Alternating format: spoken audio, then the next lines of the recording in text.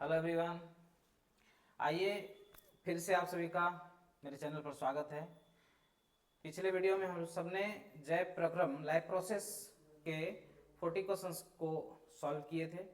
अब डे 2 आज है हम लोग का दूसरा दिन, जहां हम लोग फिर आगे 50 क्वेश्चंस एमसीक्यूज को लाइफ प्रोसेस चैप्टर से जो है आगे बढ़ाते हैं। ठीक है, ये जो थंबनेल में आप देख रहे हैं बिहार भर्ती परीक्षा से संबंधित जो है ये सारे क्वेश्चन सॉल्व होने वाला है।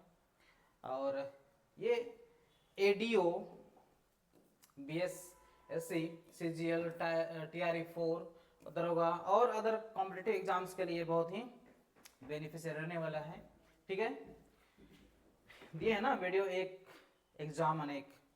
तो चलिए बिना समय बर्बाद करते हुए आगे हम लोग बढ़ते हैं।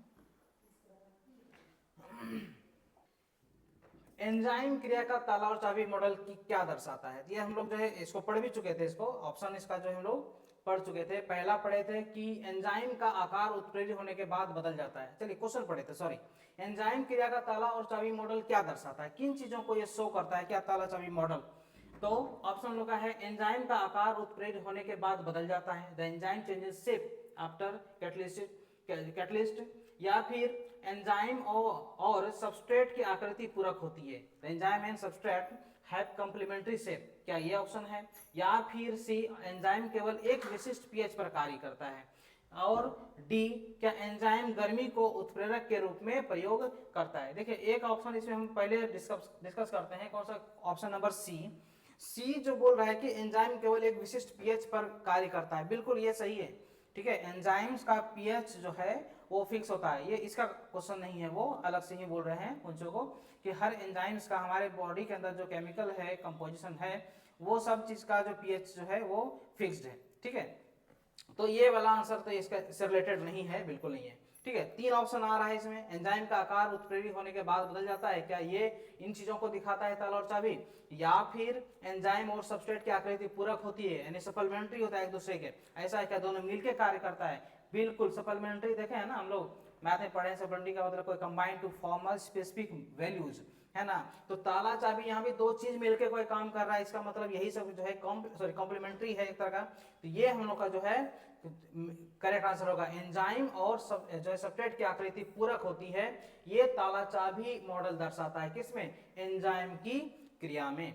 ठीक है, चलिए नेक्स्ट क्वेश्चन नंबर 52 देखेंगे। एटीपी का पूरा नाम क्या है? ये तो पढ़े हैं हम लोग, सभी जानते हैं इस चीज का। ठीक है, फिर क्वेश्चन को फिर भी टैली किए हैं, कभी ऐसा लगता है कि नहीं एटीपी माइंड से निकल जाता है, क्या है होता है? तो ऑप्शन देखिए, एडेनोसिन ट्राइफॉस्फेट, या एडेनोसिन एमिनो ट्राइफॉस्फेट, या फिर एड्रेनलिन ट्राइफॉस्फेट, या फिर एसिटाइल ट्राइफॉस्फेट। ये एक जैसा लगता है कि ये ऐसा हो सकता है, लेकिन असल में जो है एटीपी का फुल फॉर्म क्या होता है? एडेनोसिन ट्राइफॉस्फेट, है ना, एडेनोसिन ट्राइफॉस्फेट, ये इसका करेक्ट आंसर है, एटीपी का फुल फॉर्म। ठीक है, चलिए अगला क्वेश्चन 53 क्वेश्चन नंबर, प्राकृतिक चयन का सिद्धांत किसने प्रस्तावित किया था? देखिए ये जो नाम पर यानी साइंटिस्ट के नाम पर ये क्वेश्चन है कि जो प्राकृतिक चयन जो है, नेचुरल सिलेक्शन का जो एक सिद्धांत प्रस्तावित किया था, वो किसने किया था? तो वो उन जो है सिद्धांत को प्रस्तावित करने वाले चार्ल्स डार्विन थे। चार्ल्स डार्विन ने ही कई ऐसे सिद्धांत जो है दिए, या कई से थ्योरी दिए, सिद्धांत की बात नहीं करते हैं, कई थ्योरी दिए जिसका सिद्धांत लिया गया प्रकृति से, यानी प्रकृति पर ही वो सारे एक्सपेरिमेंट जो है सही हुआ, उसी से उन्होंने सिद्धांत को बनाया, प्रकृति नेचुरल चीजों को के आधार पर। ठीक है, तो इसलिए चार्ल्स डार्विन ने इसका जो है क्या दिया था? प्रस्तावित किया था प्राकृतिक चयन को, यानी कि नेचुरल सिलेक्शन को। ओके, अगला क्वेश्चन हम लोग का है जो है होमोलॉजस, या होमोलॉगस भी कह सकते हैं इसको, हिंदी में यहाँ पर होमोलॉजस कहा गया है, लेकिन होमोलॉगस होता है, इंग्लिश वर्ड में होमोलॉगस बोलेंगे हम लोग। ओके, तो होमोलॉगस ऑर्गेन इंडिकेट, क्या इंडिकेट करता है? होमोलॉगस अंग क्या दर्शाते हैं? देखिए यहाँ पर क्या है, सामान्य जो है विकासवादी उत्पत्ति, पहला ऑप्शन हम लोग का है सामान्य विकासवादी उत्पत्ति, यानी कॉमन इवोल्यूशनरी ओरिजिन, या फिर दूसरा जो है समान वातावरण के लिए अनुकूल, एडेप्टेशन टू सिमिलर एनवायरनमेंट, या फिर तीसरा है समान इकार यानी कॉमन फंक्शंस, या फिर अभिसारी विकल्प विकास यानी कंजर्वेंट इवोल्यूशन। क्या दिखाता है, होमोलॉगस अंग क्या दिखाता है, क्या ऑप्शन इसका होगा, क्या इसका करेक्ट आंसर होगा। जो देख रहे हैं वीडियो को वो जो है कमेंट भी जरूर करें, आंसर अगर है माइंड में आ रहा है कि ऐसा चीज पढ़ा हुआ है तो आंसर जरूर करें, ठीक है। क्या होगा इसका बताइए कि क्या कह रहा है ऑप्शन में, समान विकासवादी उत्पत्ति यानी होमोलॉगस अंग क्या कहलाता है, समान विकासवादी यानी कॉमन इवोल्यूशनरी ऑरिजिन, या फिर समान वातावरण के लिए अनुकूलन, और समान कार्य, या फिर अभिसारी विकास। तो इसका करेक्ट आंसर जो हम लोग का होगा वो ए नंबर होगा। समान विकासवादी उत्पत्ति जो है वो क्या दिखाता है, होमोलोगस ऑर्गन, ठीक है। होमोलोगस ऑर्गन का मतलब यहाँ पर समान विकासवादी उत्पत्ति। ओके चलिए आगे, क्वेश्चन नंबर 55 क्या करें, वाष्पोत्सर्जन द्वारा पौधे में क्या लाभ होता है, लाभ की बात करते हैं। वाष्पोत्सर्जन होता है ना, ट्रांसपिरेशन की प्रोसेस होती है। What is the benefit of transpiration in plant, plant में जो ट्रांसपिरेशन होता है, ट्रांसपिरेशन का मतलब लॉस ऑफ वाटर है ना, फोटोसिंथेसिस प्रोसेस के दौरान जो प्लांट में क्या होता है, वाटर का लॉस होता है इन वेपर फॉर्म में, ठीक है। तो उसका लाभ क्या है, तो लाभ तो है हम लोग जानते हैं, जनरल फिजिक्स की बातें होती है ना, जैसे कोई हॉलो चीज है, खाली चीज, अगर एक तरफ बंद है दूसरी तरफ से ना हवा आगे की ओर बढ़ेगी ना कोई लिक्विड, ठीक है। जब दूसरे साइड में अगर कुछ जो है ओपन रहता है तो फिर उससे हम लोग किसी को क्या कर सकते हैं, पास आउट कर सकते हैं, ठीक है।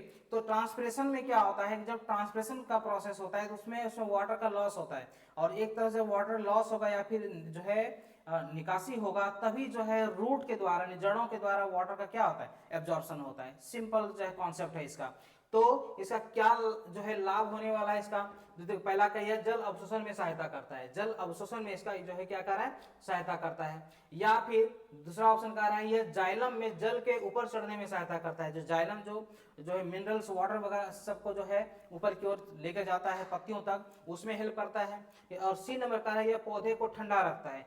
ट्रांसपिरेशन जो है जब लीफ के यानी कि पत्तियों के सरफेस पर जो है ट्रांसपिरेशन का प्रोसेस जो है वाष्पोत्सर्जन का होता है तो उसे भी ठंडक प्रदान करता है। तीनों ऑप्शन हमें तो तीनों का तीनों करेक्ट आंसर है। क्यों?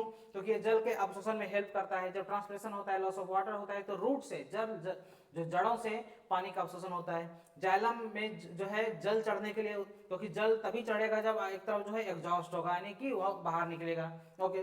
और तीसरा ये ठंडक भी प्रदान करता है, यानी कि तीनों ऑप्शन इसका जो है करेक्ट है यहाँ, इसलिए डी इसका करेक्ट आंसर है। उपरोक्त सभी इसका होने वाला है करेक्ट आंसर, ठीक है, ओके।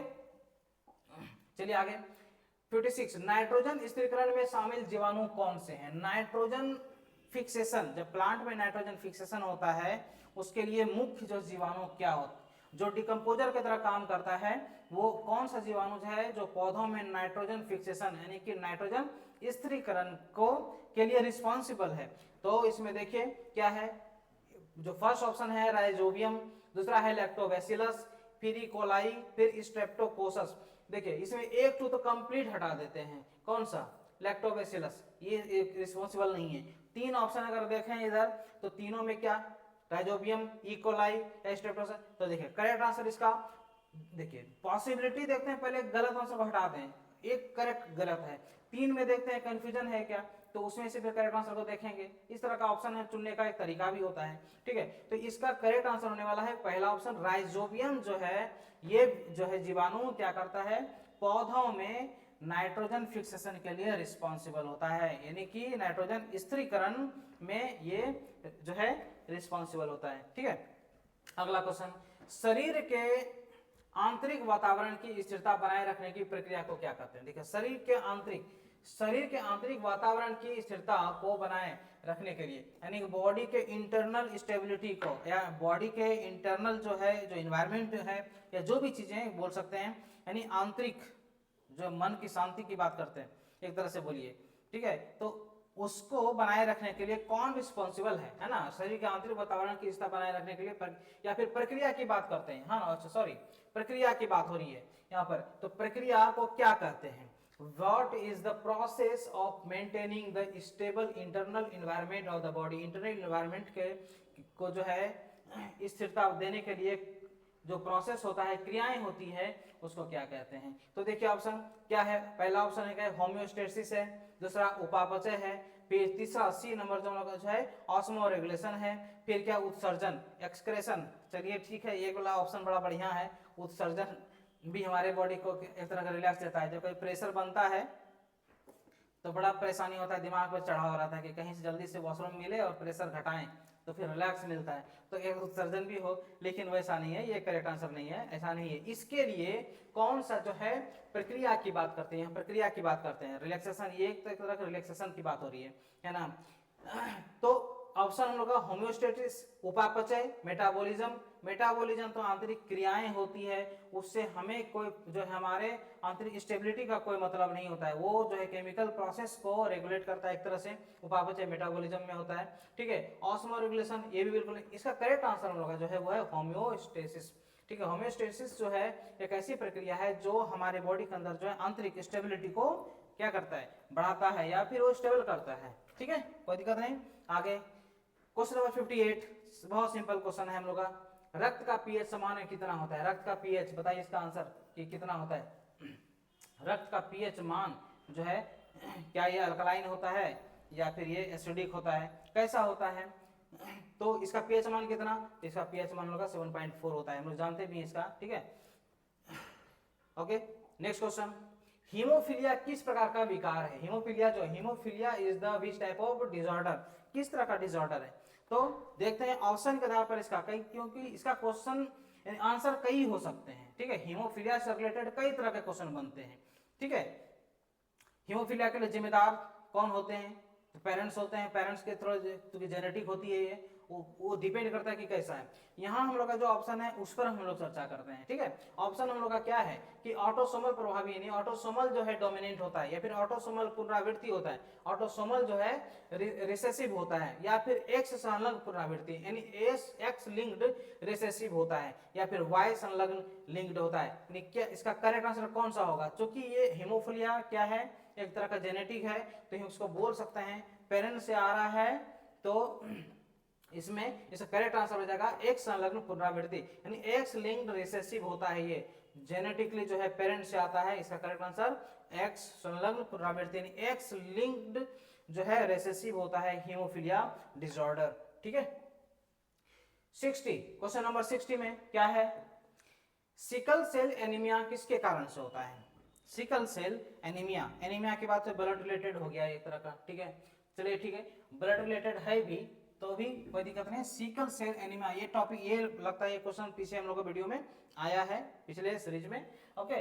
तो देखते हैं क्या है ऑप्शन हम लोग का। ऑप्शन हम लोग का एक जीवाणु, ठीक है, ए बैक्टीरियम या एक वायरस या फिर एक अनुवांशिक उत्परिवर्तन है जेनेटिक म्यूटेशन या फिर एक खनिज की कमी, ठीक है। Anaemia, sickle cell anaemia, sickle cell anaemia ये किससे रिलेट करता है या फिर इसको बोलते हैं किसके कारण होता है।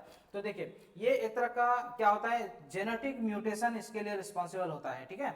जेनेटिक जो है म्यूटेशन उसके कारण से होता है। तो इसका ऑप्शन में देखिए कहां पर, एक अनुवांशिक उत्परिवर्तन है ना, जेनेटिक म्यूटेशन के कारण से ही जो है ये सिकल सेल एनीमिया होता है। एनीमिया खून की कमी हम लोग जानते हैं, ठीक है, पर असल में होता किसके कारण से, तो ये जेनेटिक म्यूटेशन के कारण से। म्यूटेशन तो समझते हैं सेम चीजों का जो है एक तो डुप्लीकेट बनाना है ना, वो म्यूटेशन है। अगला क्वेश्चन 61, टीकाकरण किस सिद्धांत पर कार्य करता है। टीकाकरण, जो टीकाकरण वैक्सीनेशन होता है ना, वैक्सीनेशन किस सिद्धांत पर कार्य करता है, यानी इसका जो है कार्य करने का कार्यशैली क्या है, मतलब किस तरह ये वर्क करता है, फंक्शनलाइज कैसे है, ठीक है। देखिए vaccination works in the principle, किस सिद्धांत पर, किस प्रिंसिपल पर ये काम करता है। पहला ऑप्शन देखिए निष्क्रिय प्रतिरक्षा यानी पैसिव इम्यूनिटी, निष्क्रिय प्रतिरक्षा या फिर सक्रिय अर्जित प्रतिरक्षा यानी एक्टिव एक्वायर्ड इम्यूनिटी, इसके आधार पर, या फिर सहज प्रतिरक्षा इनेट इम्यूनिटी, मतलब जो है किस चीज को ना होता है बॉडी के अंदर डालने के बाद वो वर्क करना चालू होता है, ऐसा को है। या फिर छोटी मात्रा से संक्रमण यानी इन्फेक्शन बाय जो है स्मॉल पॉक्स, ये देखिए ये वर्ड अच्छा यूज किया है इसमें, इस छोटी मात्रा से संक्रमण जो एक तरह का है। टीकाकरण क्या है, तो ये तो होने वाला है नहीं, ये हम लोग का करेक्ट आंसर नहीं है। उसी ए बी सी में देखिए कि निष्क्रिय प्रतिरक्षा यानी कि पैसिव इम्यूनिटी है या फिर एक्टिव एक्वायर्ड इम्यूनिटी है या फिर इनेट इम्यूनिटी है, इनमें से कौन सा करेक्ट आंसर है। तो देखिए टीकाकरण का जो सिद्धांत होता है वो हम लोग का है ये सक्रिय अर्जित प्रतिरक्षा यानी एक्टिव एक्वायर्ड जो है इम्यूनिटी, है ना, ये टीकाकरण का एक तरह का सिद्धांत है, ठीक है। क्योंकि सेम चीज को टीका में क्या किया जाता है, जो चीज जिससे इन्फेक्टेड है उसी चीजों को उसमें यूज किया जाता है ना। और फिर कोई दिक्कत है? अगला क्वेश्चन हम लोग का, पहली खोजी गई एंटीबायोटिक कौन सी है? पहली खोजी, शुरुआत की, लगता है क्या सबको पता होगा, ये आंसर तो मालूम है।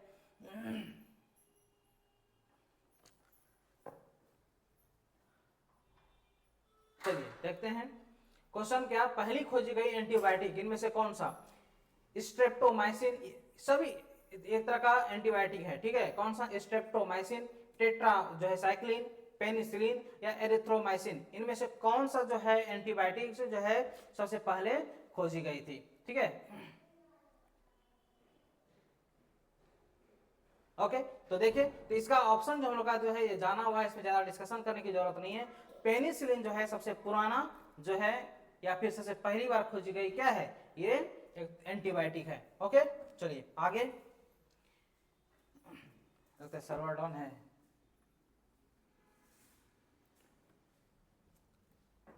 चलिए आगे, क्वेश्चन नंबर 63, ग्रीन हाउस प्रभाव मुख्य रूप से किसके कारण से होता है? ग्रीन हाउस प्रभाव मुख्य रूप से किसके कारण होता है?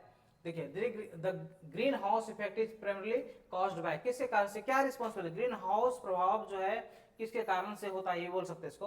तो देखिए क्या है, ऑक्सीजन गैस के कारण या नाइट्रोजन गैस के कारण या ग्रीन हाउस गैस के कारण या धूलकण के कारण? इसका ऑप्शन बहुत इजी ही बनाए हैं, ठीक है। ये ऑक्सीजन गैस के कारण से ग्रीन हाउस नहीं है, अगर वो तो सबसे नहीं होता है लाइफ के लिए वो गैस है। Okay, nitrogen gas non reactive environment में एक तरह का है, वो ऐसे ही पड़ा हुआ है, उसका रिएक्शन का एक प्रोसेस अलग है, ये दोनों तो होने वाला है नहीं। क्या ग्रीन हाउस गैस इसका करेक्ट आंसर है, ग्रीन हाउस गैस ही जो है ग्रीन हाउस को इफेक्ट करता है। इनमें से कौन कौन सा, असल में ग्रीन हाउस गैस कौन सा है, तो carbon dioxide, carbon dioxide gas को ही जो है ग्रीन हाउस गैस कहा जाता है, ठीक है, कोई दिक्कत नहीं। चलिए आगे, जैविक आवर्धन से क्या तात्पर्य है? जैविक आवर्धन, देखिए ये टर्म आया, what does biological magnification refer to, क्या चीज है? तो ऑप्शन हम लोग देखते हैं,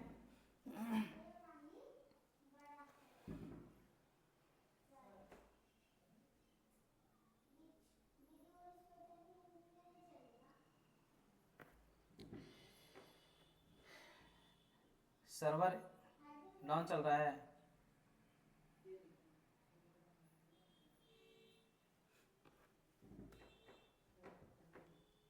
ठीक, चलिए ऑप्शन देखते हैं, पोषक तत्वों ये सॉरी पोषक स्तरों में ऊर्जा की हानि, आवर्धन यानी बायोलॉजिकल मैग्निफिकेशन, जैविक आवर्धन किसको डिनोट करता है या फिर क्या उसका क्या तात्पर्य है, क्या उसका मतलब है यहाँ पर? तो पोषक स्तरों में ऊर्जा की हानि करता है, loss of energy at trophic level, या फिर खाद्य श्रृंखला में हानिकारक रसायनों की सांद्रता में वृद्धि, यानी कि खाद्य श्रृंखला में जो है हानिकारक रसायन का जो सांद्रता है, सेचुरेशन है, उसमें जो है वृद्धि करता है, क्या वैसा है? या फिर पारिस्थितिक तंत्र में प्रजातियों की श्रृंखला में वृद्धि, क्वेश्चन ऑप्शन नंबर सी जो है क्या है, पारिस्थितिक तंत्र में प्रजातियों की संख्या में वृद्धि, यानी increase in the number of species in an ecosystem, क्या इसमें?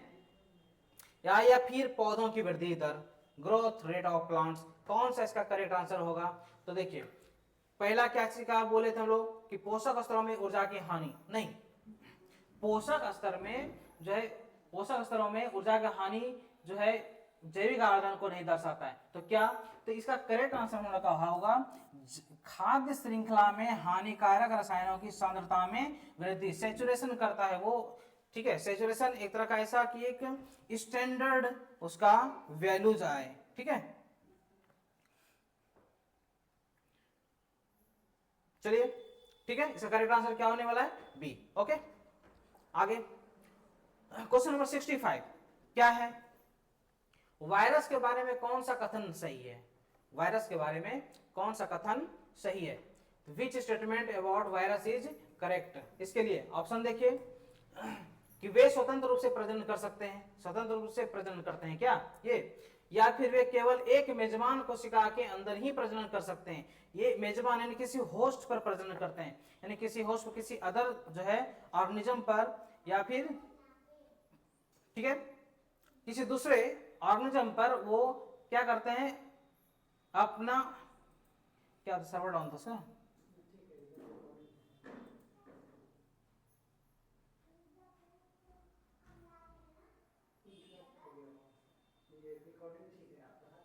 ठीक,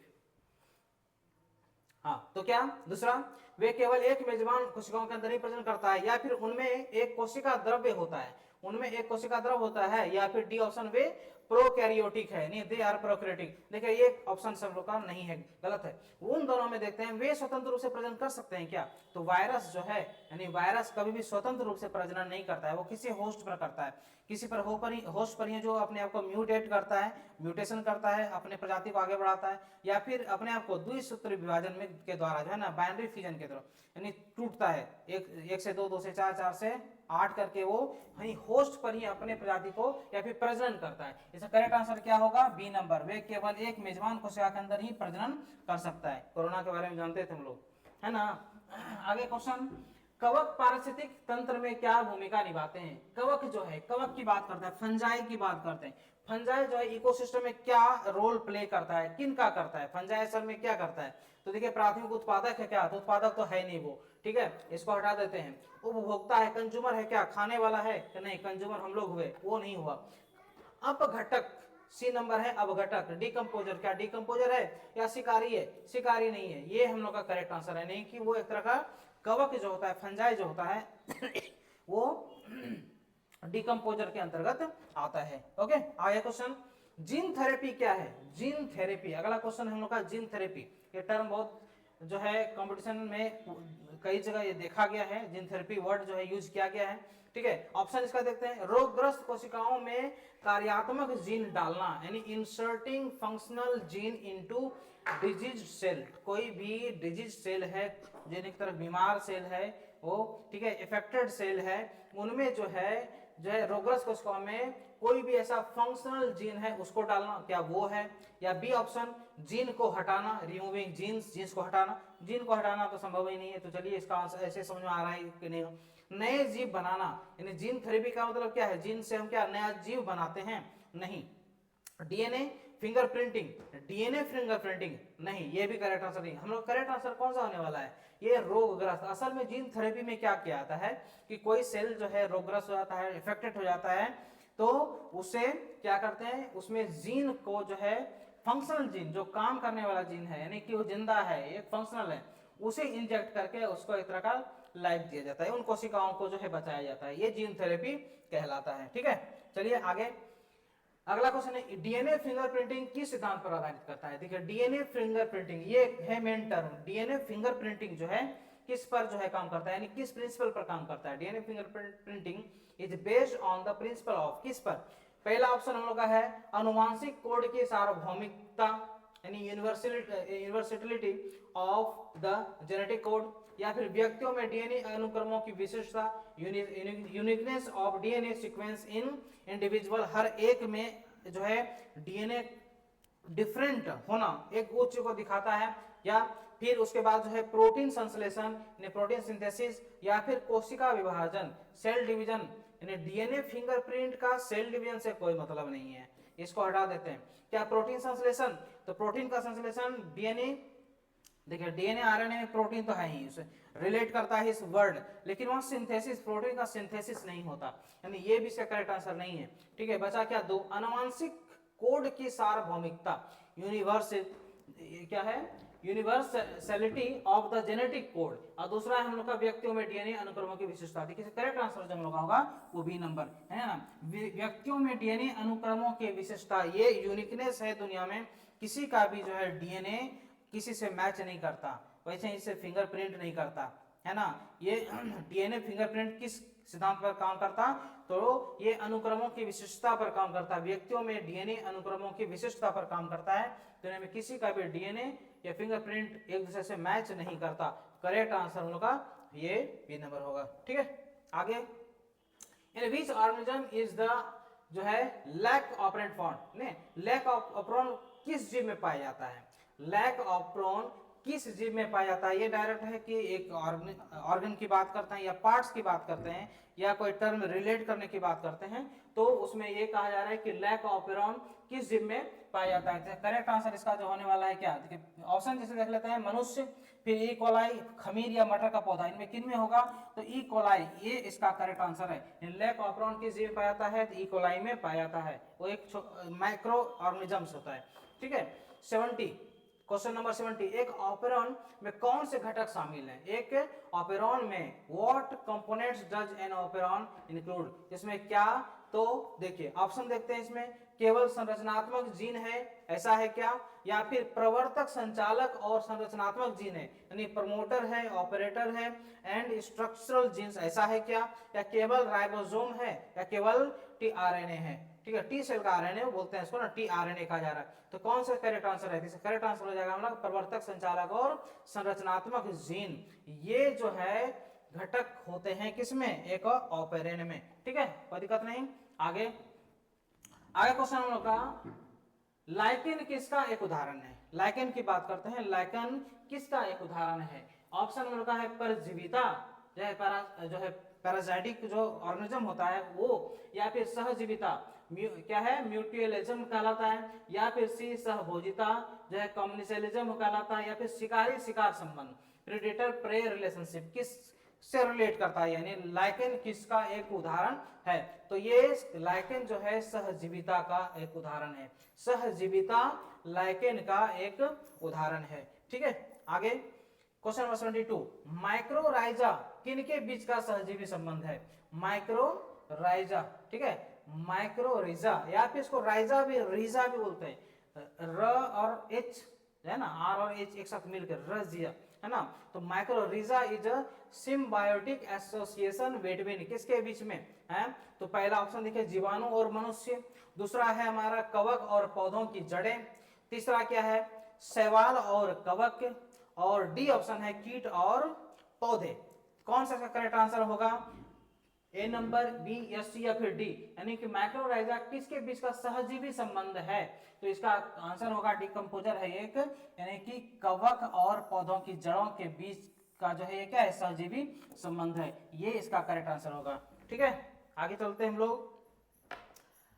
IUCN का पूरा नाम क्या है? फुल फॉर्म, बायोलॉजिकल टर्म्स में कई ऐसे शॉर्ट टर्म है जिसका फुल फॉर्म यूज किया जाता है। ठीक है ना, क्वेश्चन आता ही है वैसा। ठीक है, इसका फुल फॉर्म क्या होगा? तो IUCN क्या है? ऑप्शन देखिए, international union for conservation of nature, या फिर Indian union of chemical nomenclature, या फिर international United council of nutrition, या फिर international university college of nursing, ऐसा है क्या? तो नहीं, IUCN जो है हम लोग का इसका करेक्ट आंसर होगा ए नंबर। ठीक है, international union for conservation of nature है ना, union for conservation of nature है ना, वो इसका जो है फुल फॉर्म है, IUCN का फुल फॉर्म। ठीक है, कोई दिक्कत नहीं। क्वेश्चन जो ऑप्शन नंबर ए इसका करेक्ट आंसर है।